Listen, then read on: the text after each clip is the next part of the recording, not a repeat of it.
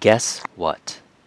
Guess what is a commonly used phrase when we have some exciting news to share with someone. It can be good news or it can be bad news, but usually it's good news.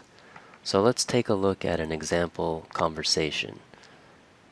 Person A often says, "Guess what?" in a very exciting manner. "Guess what?" And B usually follows by saying what. And then A will say, "I passed the test." "Awesome, congratulations." So as you can see here, it's good news. Um, Person A passed some kind of test. Okay, let's look at another example. Person A says, "Guess what?" B says, "What?" "I got the job." "Nice, congratulations."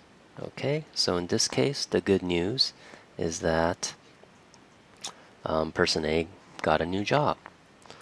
Okay, let's take a look at another example here. So person A says, "Hey, guess what?" B says, "What?" "Justin and Selena are back together again." "I'm not surprised." Okay, so here, person A thinks he has or she has exciting news, but as you can see by person B's response, he or she is, not that interested, not that excited about this news.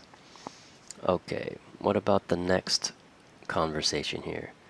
"Hey, guess what?" "What?" "Selena or Justin and Selena broke up again." "Oh, I'm not surprised." Okay, so here again, person A thinks he or she has exciting news, but person B thinks that it's not so great. It's not a big deal.